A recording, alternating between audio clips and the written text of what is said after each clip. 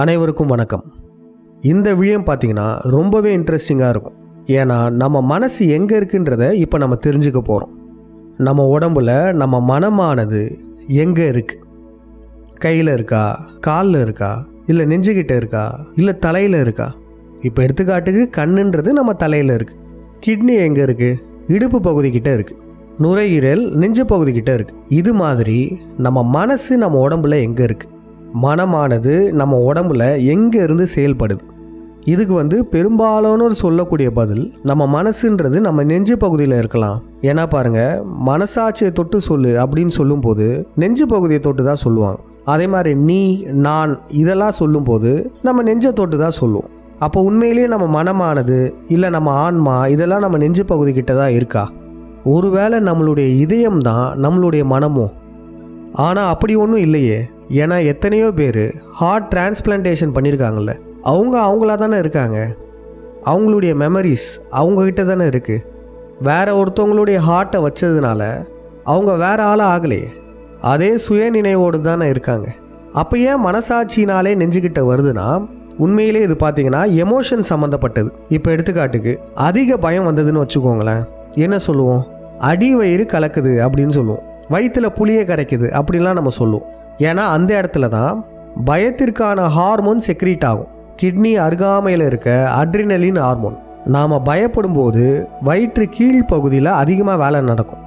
அதனால் வயிற்றை கலக்குது, இல்லை வயிற்றில் புளியை கரைக்குது அப்படின்லாம் சொல்லுவாங்க.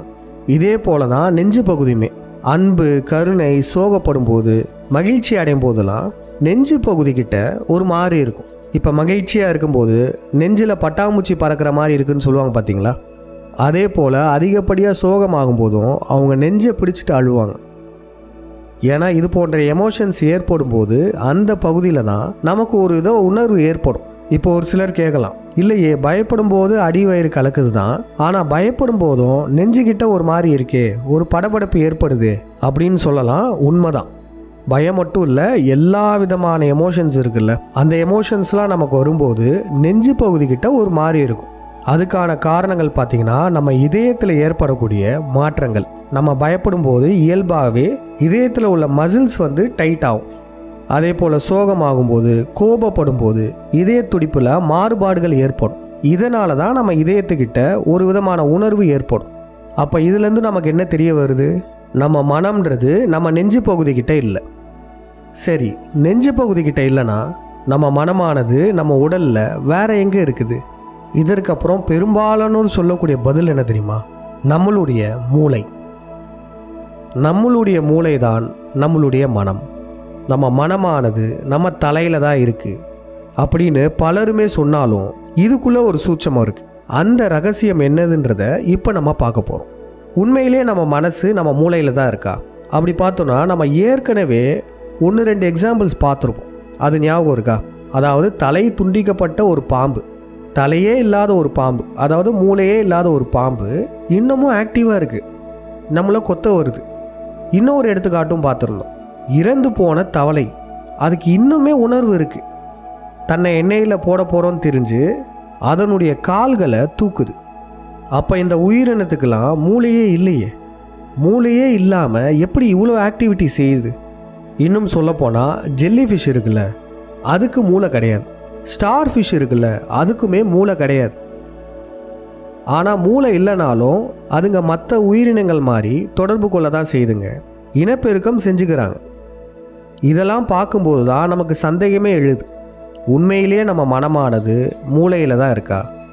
1945 தலை வெட்டப்பட்ட ஒரு கோழி 18 மாதங்கள் உயிரோடு இருந்திருக்கு. தலையை வெட்டியாச்சு, ஆனால் 18 மாதங்கள் ஆக்டிவாக உயிரோடு நடந்து போயிட்டு இருந்தது. அந்த காலகட்டத்தில் இந்த செய்தி பெரிய பேசும் பொருளாகவே இருந்தது. அப்போ இங்கே என்ன நடக்குது? எப்படி தலை இல்லாமல் மனம் இயங்குது? அப்போ உண்மையிலேயே நம்ம மனமானது தலையில் இல்லையா? இதில் உள்ள சூக்கும ரகசியம் என்ன? முதல்ல இந்த சூட்சமம்னு சொல்கிறோம்ல, சூட்சமம்னா என்னதுன்னா அது நம்ம கண்ணுக்கே தெரியாது. ஒரு சில விடயங்கள் இருக்கும், ஆனால் அதை நம்ம கண்ணால் பார்க்க முடியாது. அப்படிப்பட்டது தான் நம்மளுடைய மனம். நம்ம மனமானது நம்ம கண்ணால் பார்க்கக்கூடியது அல்ல.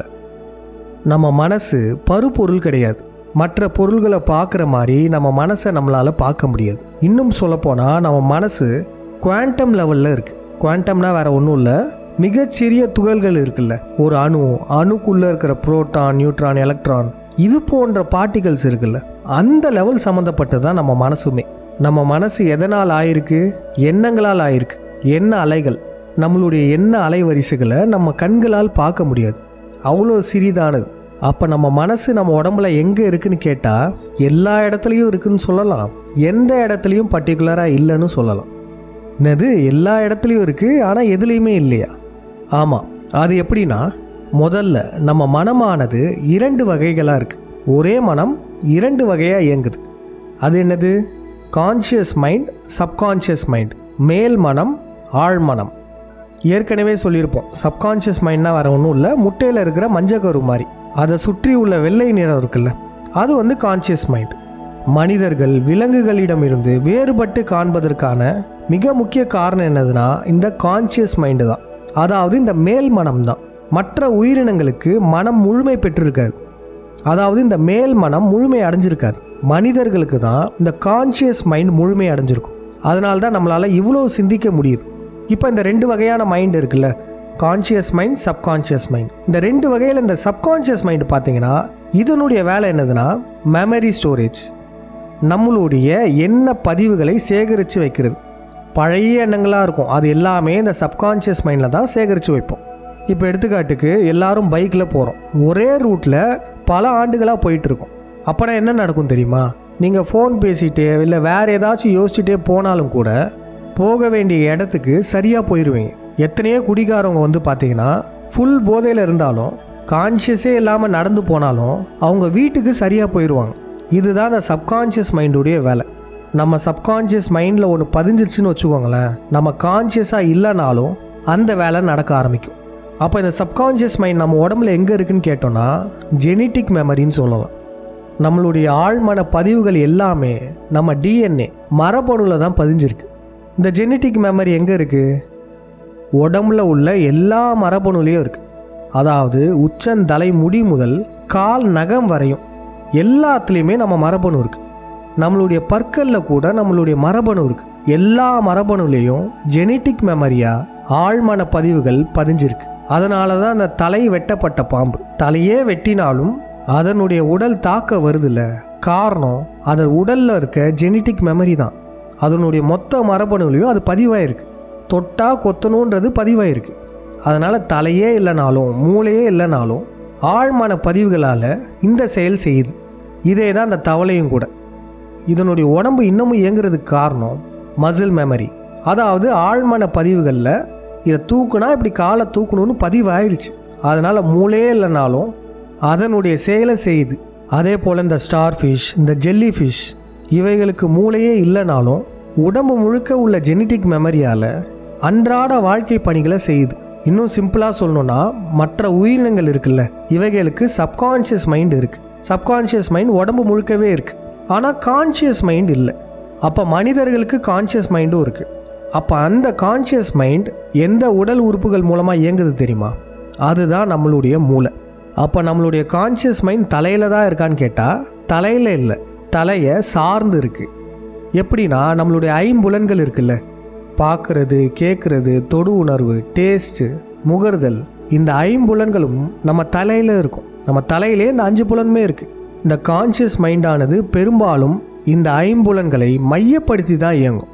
நம்ம பார்க்குறத வச்சு கேட்குறத வச்சு தான் இந்த கான்ஷியஸ் மைண்ட் இயங்கும். இந்த ஐம்புலன்களும் நம்ம தலையில் இருக்கிறதுனால இந்த கான்ஷியஸ் மைண்டும் நம்ம தலையை மையப்படுத்தி இயங்குது. அது மட்டும் இல்லாமல் நம்மளுடைய மூளையை கருவியாக கொண்டு இயங்குது. அப்போ இதுலேருந்து என்ன தெரிய வருது?